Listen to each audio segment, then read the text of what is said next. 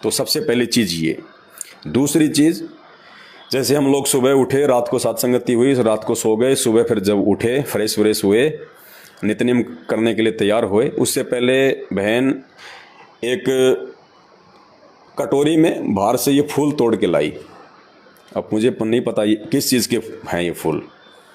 बाहर से फूल तोड़ के लाई और परमात्मा के जो है वो दरबार में रख दिया। क्योंकि रात को फिर हमने एक फ़ोटो गुरु जी की, जिस कमरे में हम सो रहे थे वहाँ पे हमने एक टेबल पे रखवा दिया कि बहन यहाँ रखो। क्योंकि हमने सतगुरुदेव भगवान को भोग लगाया, हलवे राम का, खीर राम बनाई, भंडारा बनाया, तो परमात्मा को भोग लगाना था। तो फिर हमने एक कमरे में टेबल पे, जो आप देख रहे हैं आप पीछे परमात्मा का छवि, यहाँ पे हमने जो है दीपक जलवा दिया था, आप देख रहे हैं। और यहाँ हमने परमात्मा का जो है दरबार लगवा दिया। तो सुबह उठते ही बहन बाहर गई थी दूध वगैरह लाने के लिए, तो उधर से ये फूल भी तोड़ के ले आई। अब मुझे नहीं पता कि ये रोज़ तोड़ के लाती हैं या आज ही लाई हैं तोड़ के, मैंने नहीं पूछा। तो मैंने बहन को कहा कि बहन ये हमारे मार्ग में नहीं है, ये परमात्मा है, ये पूर्ण परमेश्वर है, ये फूलों से प्रसन्न नहीं होता, ये लड्डू से प्रसन्न नहीं होता, ये जलेबी से प्रसन्न नहीं होता। इस परमात्मा को यदि प्रसन्न करना है तो सबसे बड़ा फूल है मर्यादा। इस परमात्मा को यदि हमने खुश करना है तो मर्यादा से बढ़कर अर्पित कुछ नहीं कर सकते। ये परमात्मा भाव का भूखा, ये फूलों का भूखा नहीं है। साधु भूखा भाव का, धन का भूखा नहीं। जो कोई धन का भूखा वो साधु भी नहीं। परमात्मा इन फूलों से प्रसन्न नहीं होगा। और फूल इस भक्ति मार्ग में यथार्थ सत्य कबीर पंथ में पूजा में फूल यूज नहीं होते, ना ही नकली और ना ही असली। जब ये असली फूल ही पूजा में प्रयोग नहीं होते हैं इस मार्ग में, संत रामपाल जी भगवान के मार्ग में, तो नकली फूलों की तो कोई जगह है ही नहीं इस मार्ग में। नकली और आडंबर का तो काम ही नहीं है। ये फूल हमने नहीं तोड़ने हैं, क्योंकि ये भी परमात्मा की आत्माएं हैं। ये जड़ योनि है, एक होती है चेतन और एक होता जड़। हम इंसान हैं, जितने भी ये पशु पक्षी हैं, ये सब जो है वो चेतन योनि में आते हैं, जो चलते हैं फिरते हैं, आभास करते हैं, सारा चीज़ है। और ये जो पेड़ पौधे हैं ये हैं, ये जड़ योनि हैं, यानी इनको सब कुछ आभास होता है। जब पेड़ को हम लोग जब काटते हैं तो उसको भी महसूस होता है, क्योंकि पेड़ जो है वो बढ़ रहा है, पेड़ हमारे को जो है वो फल दे रहा है, पेड़ हमारे को ऑक्सीजन दे रहा है, वो भी एक योनि है। जो व्यक्ति मानव शरीर में भक्ति नहीं करते उनको फिर वो योनियाँ प्राप्त होती हैं, कष्ट भोगते हैं फिर वो। तो ये पेड़ जो हैं, पौधे जो हैं, ये योनि हैं। हमने बेवजह इनको नहीं तोड़ना, नहीं काटना। हमें परमात्मा ने जिन जिन पेड़ पौधों को, जिन जिन साग सब्जियों को, जिन जिन फल फ्रूट को जब परमेश्वर ने सृष्टि रची थी, और परमात्मा ने जिन जिन पेड़ पौधों का यूज करने के लिए हमें आदेश दिया हुआ है, भाई सब्जी के तौर पे या फल फ्रूट के तौर पे या गेहूं, जौ, जवार, मक्का, बाजरा, हमने बस केवल उन्हीं का यूज करना है। बाकी हमने राह चलते हुए हमने किसी पेड़ का कोई जो है वो पत्ता भी नहीं तोड़ना, हमने बेवजह कोई फूल भी नहीं तोड़ना, बेवजह हमने कोई डाली भी नहीं तोड़नी है। ये परमात्मा के विधान के विपरीत है। अब ये फूल तोड़ के लाई बहन, अब ये फूल है, पता नहीं इस फूल पे कितने सूक्ष्म जीव बैठे थे। देखो हर किसी का अपना जो है वो परिवार है, फैमिली है। क्या पता ये फूल हैं, बहुत छोटे छोटे जानवर आते हैं, सूक्ष्म जानवर आते हैं। और ये तो विशेषकर सावन का महीना चल रहा है, क्या पता किसी मच्छर ने, किसी मक्खी ने अपने अंडे पैदा करके या अपने बच्चे पैदा करके उनके लिए वो भोजन लाने गई हो, वो कोई खाना लाने गई हो, खुद का पेट भरने गई हो, और जब वापस आई हो तो उसको अपने बच्चे नहीं मिले, उसको अंडे नहीं दिखाई दिए वहाँ पे। वो कितनी रोएगी, कितनी दुखी होगी और वो दुर्शीष देगी। क्योंकि आत्मा जब रोती है ना तो वो ये नहीं है कि वो मुंह से बोलेगी तो ही मिलेगी। आत्मा परमात्मा का अंश है, और जितनी मोह ममता आप और हमारी अपने बेटा बेटी में है, वैसे ही एक मच्छर की भी अपने बेटा बेटी में है, एक मक्खी की भी, एक चींटी की भी अपने बेटा बेटी में उतनी ममता है, बल्कि इंसानों से ज़्यादा मोह ममता जानवरों में है। तो क्या पता कितने हजारों लाखों की संख्या में जो है वो सूक्ष्म जीव इन पत्तों पे, इन पेड़ों पे रहते हैं। और वो बेचारे पता नहीं कहाँ जा रहे थे, वापस आएंगे, खुद खाना खाएंगे, फिर अपने बच्चों के लिए लेके आएंगे, और वापस आए तो ना उनको बच्चे मिले, ना उनको वो फूल मिला। तो वो आत्मा रोएगी, वो मुंह से श्राप नहीं देगी, उसको नहीं पता कि वो कौन तोड़ ले गया, वो अंतर्यामी नहीं है, लेकिन आत्मा तो रोएगी, आत्मा जो है वो चिल्लाएगी। और आत्मा परमात्मा का अंश है, और आत्मा जब दुखी होती है तो परमात्मा दुखी होता है। क्योंकि भगवान आत्मा देखता है, भगवान ये शरीर नहीं देखता कि हाथी का शरीर है, इंसान का शरीर है, ये मच्छर का शरीर है। तो हमने बेवजह ये नहीं करना। ये फूलों से परमात्मा प्रसन्न नहीं होता, ये जड़ योनि है। हमने बेवजह पेड़ का एक जो है वो पत्ता भी नहीं तोड़ना है। ये बहुत सावधानी रखनी है हमने। परमात्मा इनसे प्रसन्न नहीं होता, हम मर्यादा में है नहीं। और पेड़ और ये फूल तोड़ तोड़ के परमात्मा को सोचें कि परमात्मा प्रसन्न होंगे, तो भाई वो नकली भगवान तो प्रसन्न हो सकते हैं, वो डमी गॉड तो प्रसन्न हो सकते हैं, लेकिन ये असली परमात्मा, ये रियल गॉड, ये केवल भक्तों की मर्यादा और भाव से प्रसन्न होता है। ये ना तो ये पैसों से प्रसन्न होता है, ना ये फूलों से प्रसन्न होता है। तो इस बात का हमने विशेष ध्यान रखना है। गुरुदेव भगवान सतगुरु रामपाल जी भगवान की पूजा करते समय, उनकी आरती करते समय और भोग लगाते समय हमने किसी भी प्रकार का ये आडंबर ये नहीं करना है। हमने बेवजह पेड़ पौधे वगैरह फूल पत्ते नहीं काटने हैं, ध्यान रखना। अगर आप मकान बना रहे हैं, आपके खेत में कोई ऐसी जगह है जहाँ पे कोई पेड़ पौधा जो है मतलब दिक्कत कर रहा है, बेवजह तो नहीं काटना बिल्कुल भी। यदि आप मकान बना रहे हो और आप वहाँ पे यदि ऐसा कोई पेड़ पौधा है जिसको काटना बहुत ही ज़रूरी है, तो ऐसी स्थिति में सबसे पहले गुरुदेव भगवान को दंडवत प्रणाम करें, उस कर्म के लिए परमात्मा से माफ़ी मांगे, उसके बाद आप उस पेड़ को जो है आप वो काट सकते हैं, लेकिन बेवजह नहीं, बिल्कुल नहीं। तो ये दूसरी जो त्रुटि मुझे दिखाई दी यहाँ पे, ये त्रुटि थी, ये फूल जो है परमात्मा के दरबार में रखना, ये बिल्कुल भी वर्जित है, परमात्मा के विधान में नहीं है, मर्यादाओं में नहीं है। इसका हम सभी भाई बहन विशेष तौर पे ध्यान रखें। एक छोटी सी कहानी भी है, मैं वीडियो ज़्यादा लंबा तो नहीं करना चाहता, लेकिन चूंकि आध्यात्मिक मैटर है, जब तक इसको ढंग से नहीं समझाया जाएगा हमारे अंदर वो जगह नहीं बनती। क्योंकि पुण्यात्मा मोक्ष प्राप्त हमें करना है, इस जगत वालों को मोक्ष प्राप्त नहीं करना। इनकी तो जब ये कमर टूटेगी ना आने वाले समय में, तब इनको भगवान याद आएगा। अभी तो इनको पेड़ पौधों में भगवान दिखाई दे रहे हैं, अभी तो इनको पीपल में भगवान दिखाई दे रहे हैं, इनको सांप में भगवान दिखाई देते हैं, इनको पत्थरों में भगवान दिखाई देते हैं। जब इनकी कमर टूटेगी तब ये सीधे रास्ते आएंगे, ऐसे नहीं आएंगे। ये समझदार वो होता है जो समय रहते जो समझ जाए। तो सतगुरु रामपाल जी भगवान ने बताया कि एक बार विष्णु लोक से दो आत्माएं, एक बार विष्णु लोक से दो आत्माएं भगवान विष्णु से बोली कि हम जो है धरती पे, हम पृथ्वी लोक पे हम लोग जो है घूम के आना चाहते हैं। तो विष्णु जी ने कहा कि जाओ भी, क्या दिक्कत है, घूमे हो। बोले शाम तक आ जाएंगे हम। बोले जाओ। तो दोनों आत्माएं आ गई इस पृथ्वी लोक पे। सारा दिन वो घूमे फिरे, उन्होंने आनंद लिया, जैसा भी वो मान रहे थे आनंद। और शाम के समय जैसे वापस वो विष्णु लोक को जाने लगे, तो आम इंसान की एक मतलब हैबिट होती है, जैसे किसी खेत में गेहूं उगा हुआ है और गेहूं जो है वो बड़ा बड़ा हो चुका है, या सरसों है, उसका मतलब वो फल आ चुका है, उसकी बाली आ चुकी है। तो आम व्यक्ति की क्या एक मतलब जो है वो प्रवृत्ति होती है, वो रास्ते रास्ते जा रहा है और दोनों साइड में जो वो गेहूं है, जो है, आम व्यक्ति की ये प्रवृत्ति है, बेवजह उसकी बाल खींचेगा पकड़ के, गेहूं की, जौ की, या जैसे कोई बाजरे की फसल है, कोई और फसल है, तो उसका जो है वो पत्ता खींच लेगा, उसको तोड़ लेगा, गोल मोड़ करके वापस फेंक देगा। तो वो जो थे आत्माएं जो विष्णु लोक से आई थी घूमने के लिए, जैसे शाम को वो जाने लगे, वो उड़ान भरने लगे, तो पास में ही जो है गेहूं की फसल थी। तो ऐसे ही उन्होंने हाथ मार दिया उन दोनों ने, और गेहूं की बाल जो है टूट के आ गई उनके हाथ में बेवजह। और जैसे ही ऊपर को उड़ने लगे वो लोग, तो थोड़े से ही ऊपर को उड़े थे, इतने में नीचे गिरे। अब नीचे गिरते ही उन्होंने कहा साहब ये क्या हुआ, क्योंकि उनके पास में शक्ति होती है, जो ऊपर की आत्माएं होती हैं उनके पास में वो सिद्धियां होती हैं। तो उन्होंने कहा कि भगवान हमारी जो पावर है, हमारी जो शक्ति है, जो सिद्धि है, जो उड़ने वाली, ये आपने क्यों छीन ली? हम तो घूमने के लिए आए थे, हम तो वापस आ रहे हैं अपने लोक में। तो भगवान ने कहा कि भाई एक बात बताओ, जब तुम ऊपर उड़ने लगे तो तुमने क्या किया? बोले महाराज हमने गेहूं की बाली थी, बोले हमने वो खींच ली केक। बोला क्यों? वो तेरे बाप की है, क्यों खींच ली? तुम लोग भार युक्त हो गए, भार चढ़ गए तुम्हारे ऊपर। वो किसान जिसने इतनी मेहनत से खेत को जोता, सींचा, खाद डाला, रातों को उसमें पानी दिया, बड़ी मेहनत से बीज लेके आया, उस फसल को उसने पानी दिया, उसकी रखवाली करी, और वो अपने पेट के लिए कर रहा था, अपने परिवार पालन पोषण के लिए वो मेहनत कर रहा था, और तुमने बेवजह उसकी फसल को खराब किया है।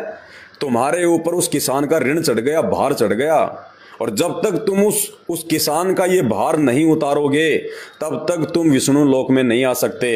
यानी मृत लोक है, पृथ्वी लोक है। जब तक जीव का मतलब ऋण है तब तक वो मुक्त नहीं हो सकता। तो उन दोनों ने कहा कि महाराज इसके लिए हमें क्या करना पड़ेगा ताकि हमारा ये ऋण उतर जाए, छोटा सा ऋण बाली खींचने का। तो विष्णु भगवान ने कहा कि ये काम करो, आज तुम सारा दिन इस किसान की जगह पे खेत में पानी दो, तुम दोनों इसके गेहूं को पानी दो। फिर शाम तक जब तुम पानी दोगे, इतनी मेहनत तुम करोगे 8-10 घंटे, तब तुम्हारा ये भार उतरेगा, ये गेहूं का वो बाली खींचने का। उनका जी ठीक है। तो दोनों लगे और सारा दिन खेत में उन्होंने पानी डाला। अब पानी डाला तो मेहनत करी तो उनको भूख लगी। अब भूख लगी तो किसान की औरत थी, उनके लिए खाना ले आई तो दोनों ने छिक के खाना खाया। अब छिक के खाना खाया और जैसे शाम का समय हुआ तो दोनों फिर वापस जाने लगे। तो जैसे थोड़ा सा ऊपर उड़े, इतने में फिर भगवान ने उनको नीचे पटक दिया। बोले भगवान अब क्या हुआ? जैसा आपने कहा हमने तो वैसा किया, हमने तो ऋण उतार दिया। बोला भैया वो बाली खींचने वाला ऋण तो तुमने मेहनत करके उतार दिया, तुम लोग उस ऋण से तो बाहर मुक्त हो गए। लेकिन एक बात बताओ, फिर तुमने खाना वाना खाया? बोले जी खाया। बोले वो क्या तुम्हारे बाप का है? वो तेरे बाप का है क्या? वो पृथ्वी लोक का है, इस धरती का है, उसका ऋण कौन चुकाएगा? तुम भार युक्त हो चुके हो। इस पृथ्वी ने गेहूं उत्पन्न किया था, इस किसान ने उत्पन्न किया था, वो मेहनत करके लाई थी वो बना के, और तुमने जो खाना खा लिया। भाई तुम जो मेहनत कर रहे थे वो तो तुमने जो पिछली बार जो गलती की थी, तुम तो उसका भार उतारने के लिए कर रहे थे, और तुमने इनका खाना खा लिया, तुम इनके ऋणी हो गए, इनका भार तुम्हारे ऊपर और चढ़ गया। अब ये खाना खाने वाला भी ऋण उतारना पड़ेगा भाई। तो बोले महाराज इसके लिए क्या करें?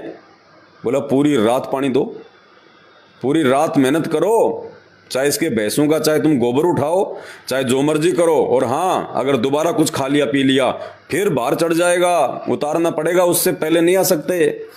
तो बड़ी सावधानी से उन दोनों ने खाना खा ही लिया था और पूरी रात उन्होंने पानी दिया।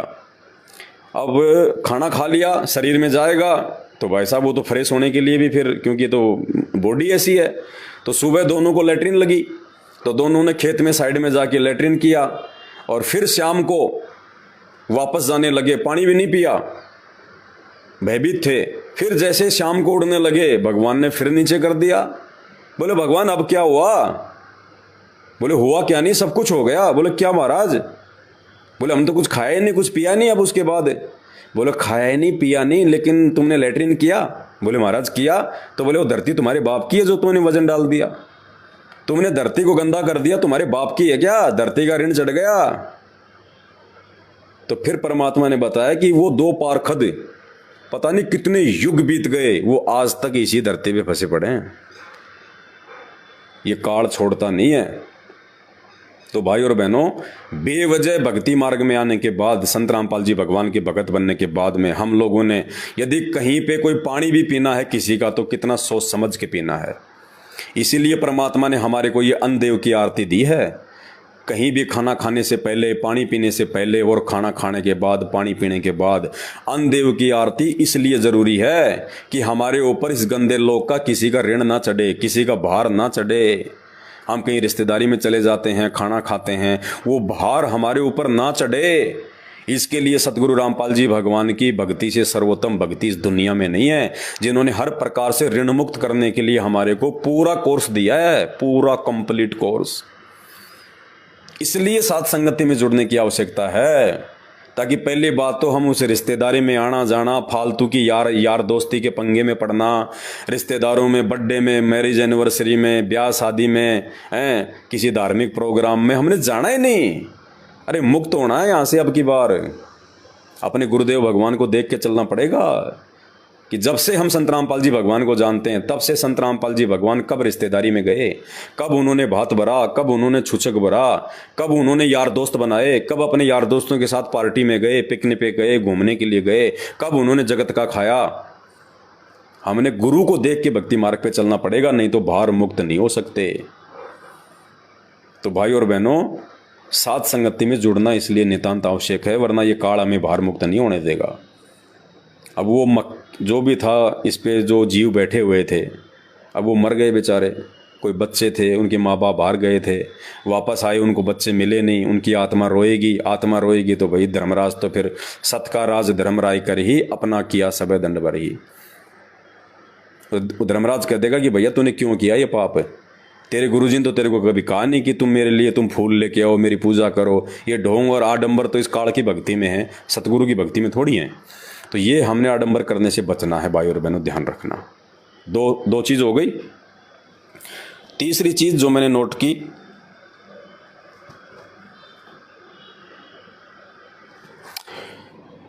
तीसरी चीज़, जब आरती हम करने लगे शाम को संध्या आरती, और तो परमात्मा की दया है, अब हमें पता है कि जब सारी सृष्टि का जगन्नाथ हमारे सामने बैठा है दरबार में, तो बैठ के तो आरती हम कर ही नहीं सकते।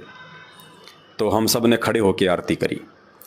खड़े होकर आरती जैसे समाप्त हुई तो अब दंडवत करने की जो विधि परमात्मा जो साध संगतियों में जो बताते हैं, उस विधि से वो दंडवत नहीं कर रहे।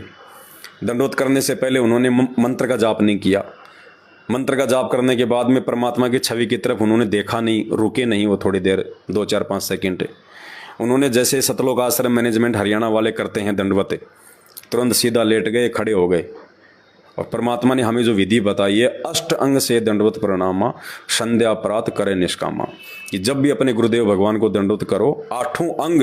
अब 8 अंग कौन कौन से हैं वो भी सात संगति में सब कुछ आपको बता रखा है। वो 8 अंग जमीन से स्पर्श होना चाहिए और विधिवत होने चाहिए।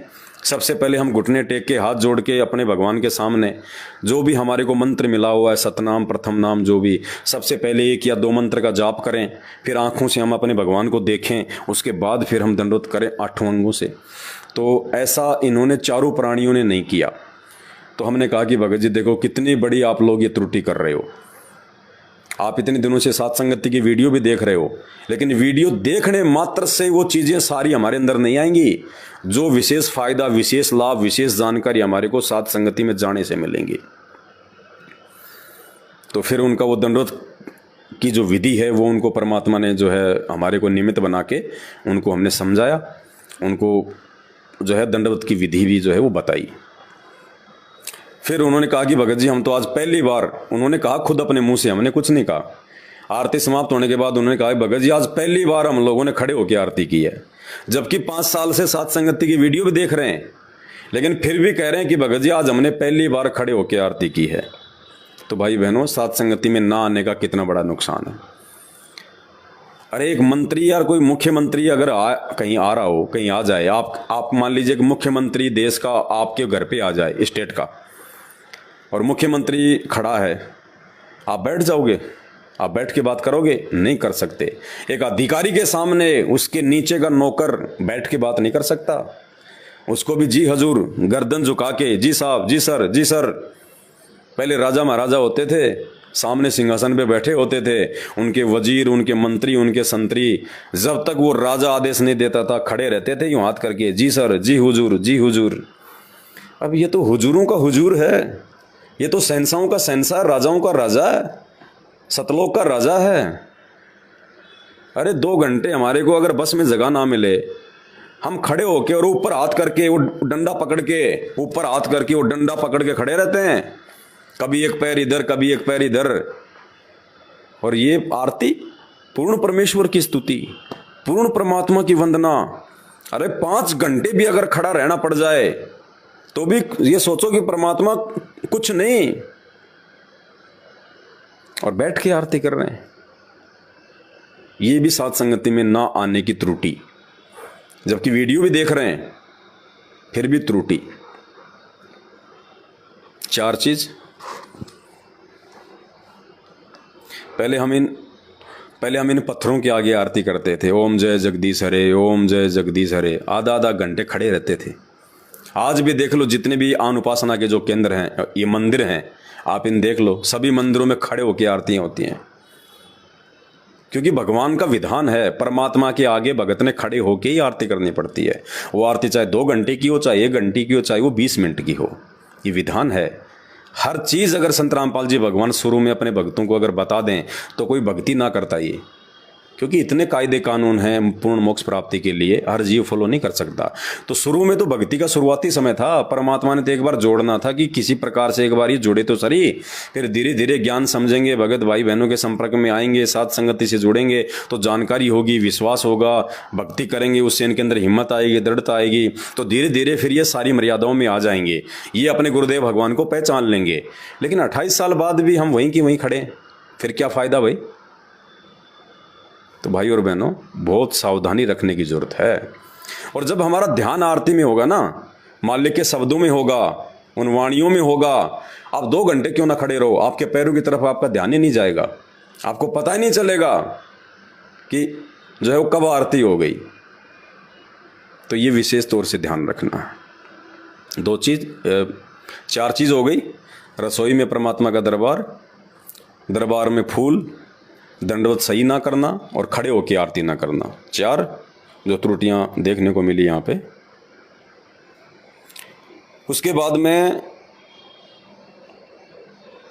शाम को जब साथ संगति में बैठे तो बहन ने अपने पैरों की दोनों अंगूठियों में चांदी की पैरों की जो है उसमें अंगुलियों में दोनों पैरों में चांदी की अंगूठी पहन रखी।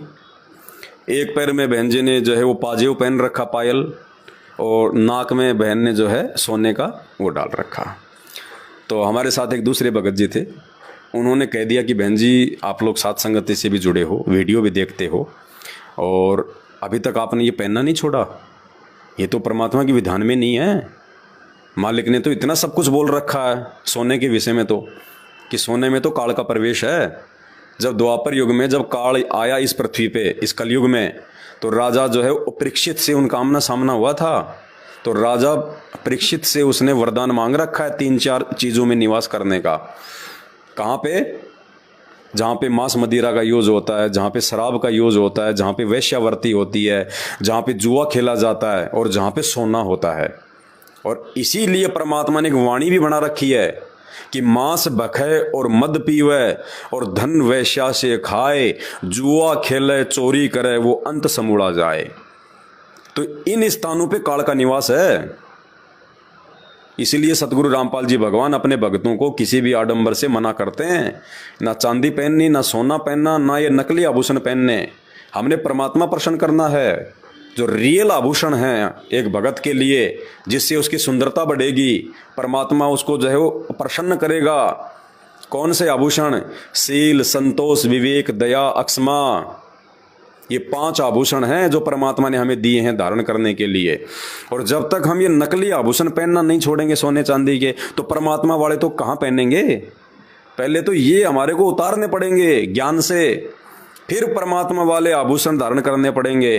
अरे मेमोरी कार्ड आपके पास 5 GB का है, और 5 GB के मेमोरी कार्ड में रागनी भरी हैं, फिल्मी गाने भरे हैं, तो जब तक उनको डिलीट नहीं करोगे तो सत्संग कहाँ से आएंगे?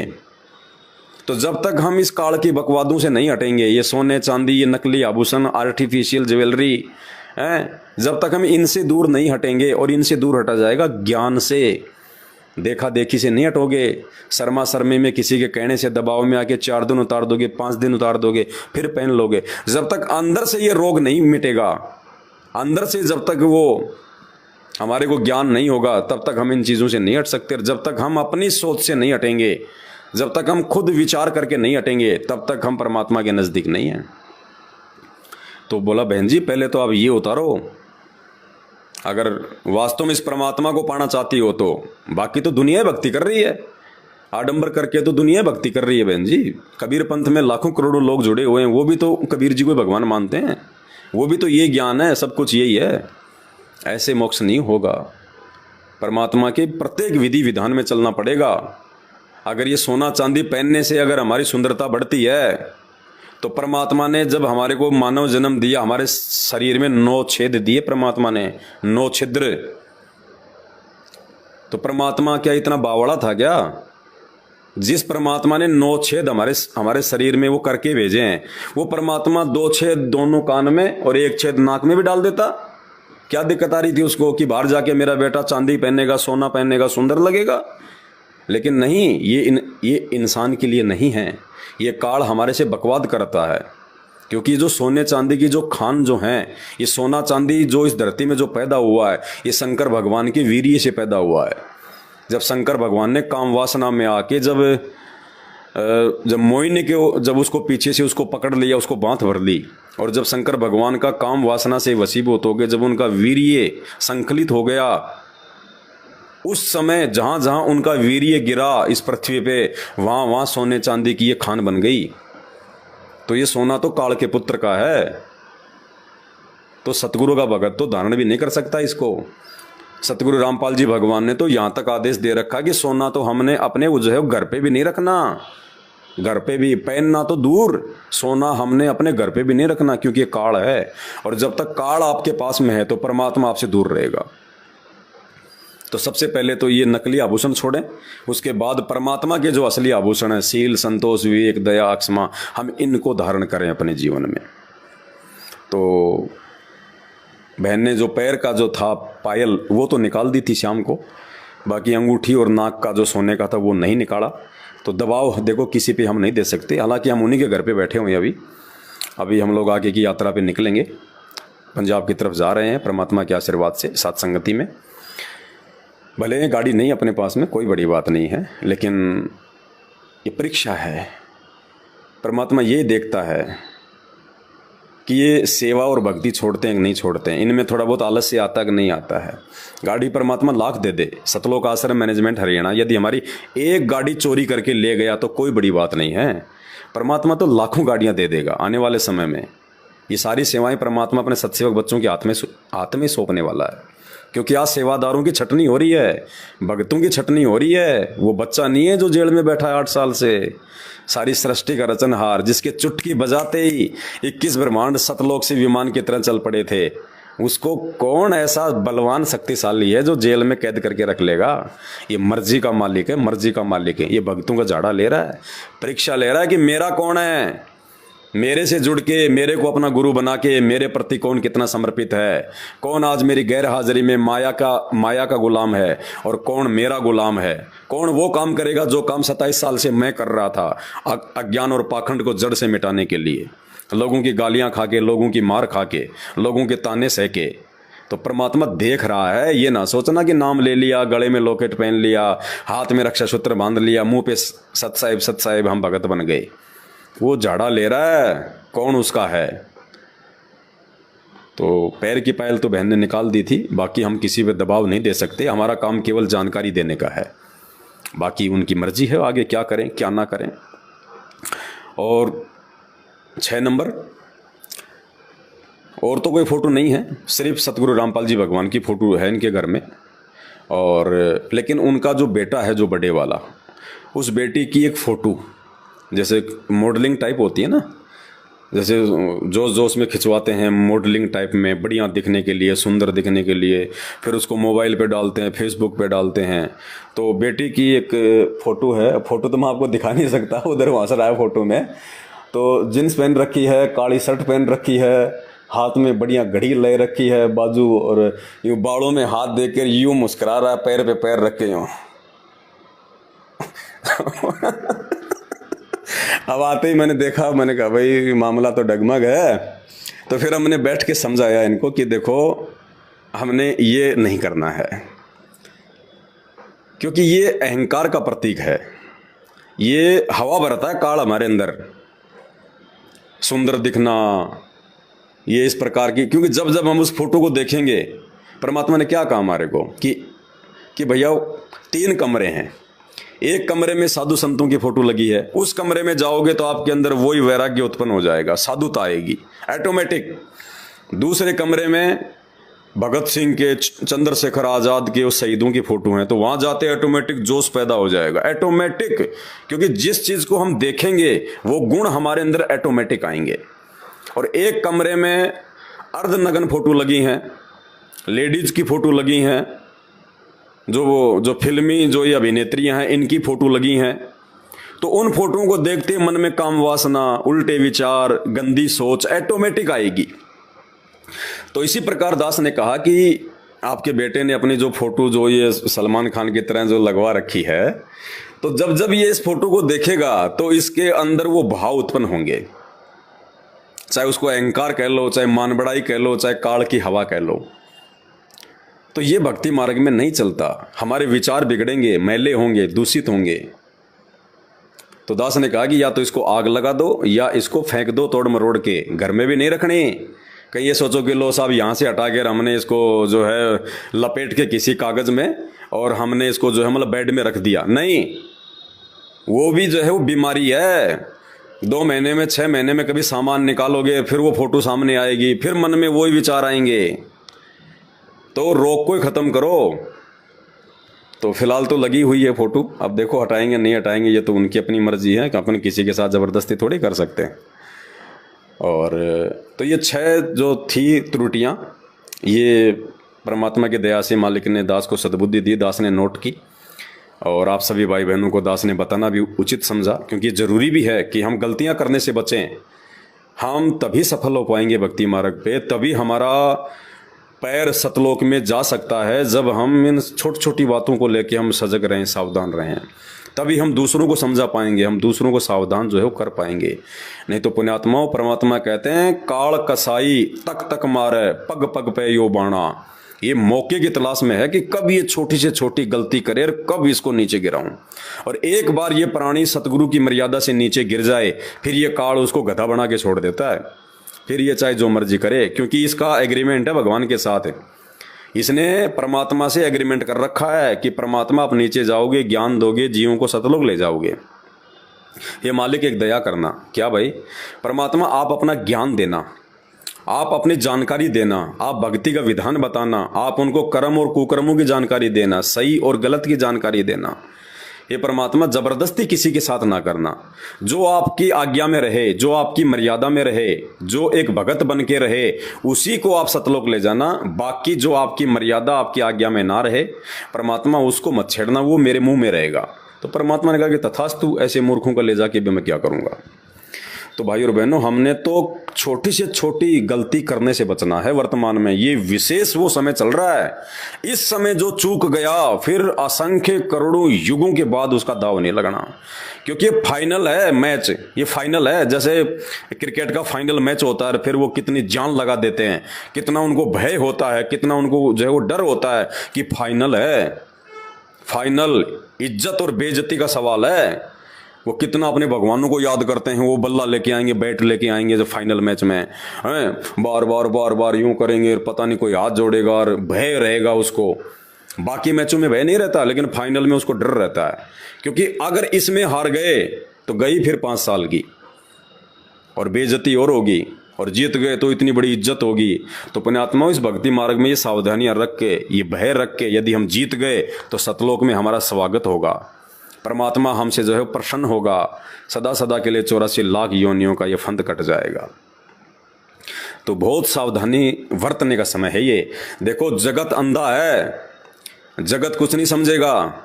समझना था वो समझ चुके हैं, थोड़े बहुत और हैं जो समझ लेंगे जब तक संत रामपाल जी नहीं आ जाते हैं। बाकी जगत अंधा है, जगत को कुछ नहीं पता। रास्ता मोक्ष का यही है, लेकिन वो अंधा है। और हमने अंधे की बाँ पकड़ के नहीं चलना। परमात्मा कहते हैं, अंधे की बाँ गई अंधे ने, ये मार्ग कौन बतासी, जग सारा रोग यारे, जिन सतगुरु वैद्य न जाना। तो जगत अंधा है, जगत को भक्ति और भगवान मर्यादाओं का कुछ नहीं पता है।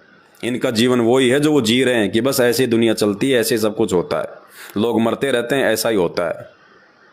लेकिन हम भक्तों को परमात्मा ने भविष्य दिखा दिया, परमात्मा ने हमारे को आगे का बता दिया कि ऐसे ही नहीं है, वैसे भी है ऊपर। जब वो नरक, काललोक और यमदूत और बहुत कुछ है, फिर 84 लाख योनियाँ। तो जगत अंधा है, जगत की ना हमने किसी बातों का बुरा मानना है, और ना हमने जगत के अनुसार चलना है, और ना हमने उन भगतों के अनुसार चलना है जो भगत भगत होने के बाद भी मर्यादा तोड़ के चल रहे हैं, जो गुरु को भगवान नहीं मानते, एक से अधिक फोटोएं रखते हैं, जो आज्ञा में नहीं है परमात्मा के। जिनको पता ही नहीं कि सही क्या और गलत क्या है, परमात्मा ने क्या करने के लिए आदेश दिया, क्या नहीं करने के लिए मना किया है। तो ना हमने उन भक्तों को देख के चलना, ना हमने जगत के पीछे चलना।